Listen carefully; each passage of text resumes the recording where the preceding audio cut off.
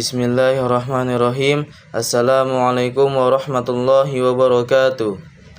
Alhamdulillahi rabbil alamin. Wassalatu wassalamu ala asrafil anbiya'i wal mursalin wa ala alihi wa sahbihi ajma'in, amma ba'du. Sebelum saya memasuki pembahasan yang sudah diberikan oleh dosen pengampu kita, yaitu Ibu Siti Munawati, yang berjudulkan atau bertema tentang tafsir hak-hak perempuan dalam rumah tangga Islam. Sebelum memasuki pembahasan yang sudah diberikan kepada dosen pengampu kita, izinkan saya untuk memperkenalkan diri terlebih dahulu. Perkenalkan, nama saya Muhammad Ain Al-Rafiq dengan NIM 2503020013. Pembahasan pertama ada pendahuluan. Sebagai pedoman hidup, Al-Quran memiliki fungsi yang berdimensi ganda, yaitu sebagai bentuk ungkapan pengabdian seorang hamba kepada penciptanya, juga sebagai tuntunan dan ajaran dalam kaitannya dengan sesama makhluk Tuhan.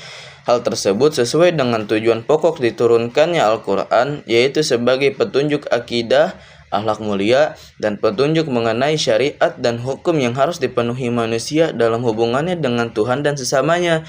Fungsi utama Al-Quran sebagai pedoman kehidupan bagi umat Islam secara khusus dan umat manusia secara umum adalah menjamin pemeluknya menggapai kebahagiaan hidup dunia dan akhirat.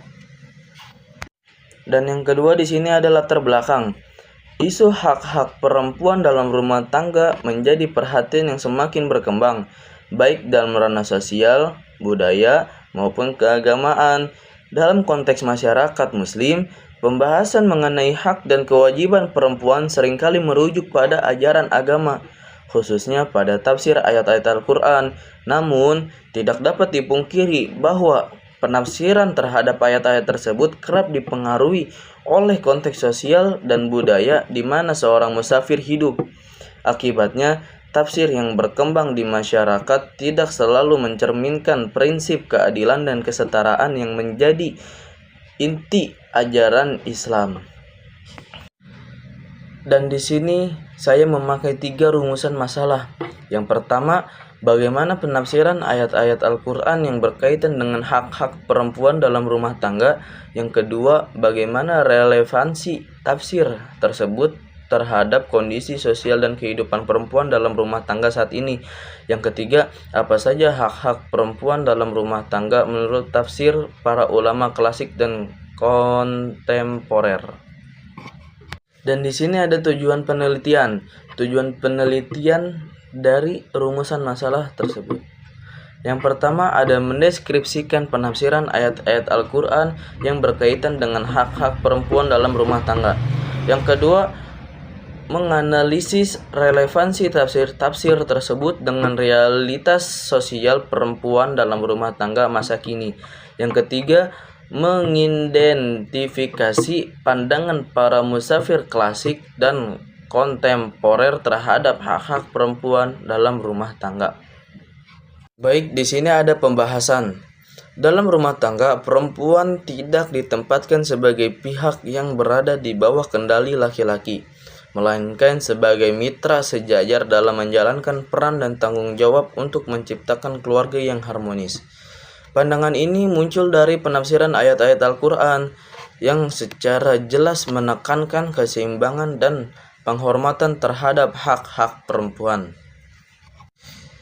Yang kedua ada tafsir Al-Misbah. Karya Muhammad Quraisy Shihab menegaskan bahwa pernikahan dalam Islam bertujuan untuk menghadirkan ketenangan, kasih sayang, dan rahmat sebagaimana disebutkan dalam Quran Surat Ar-Rum ayat 21 yang berbunyi Bismillahirrahmanirrahim. Wa min ayatihi an khalaqa lakum min anfusikum azwajan litaskunu ilaiha wa ja'ala bainakum mawaddatan wa rahmah. Inna fi dzalika laayatin liqaumin yatafakkarun. Dalam pandangan Quraisy Shihab, rumah tangga ideal adalah yang dijalankan dengan saling menghargai dan bekerja sama. Suami dan istri memiliki hak serta kewajiban yang seimbang. Suami bertanggung jawab memberikan nafkah dan perlindungan, sedangkan istri berhak memperoleh kehormatan, kasih sayang, dan kesempatan untuk berkembang sesuai potensi yang dimilikinya. Yang ketiga ada tafsir kontemporer yang dikemukakan oleh pemikir muslim modern seperti Aminah Wadud dan Asma Barlas, menyoroti perlunya menafsirkan kembali ayat-ayat Al-Quran dengan perspektif kesetaraan gender.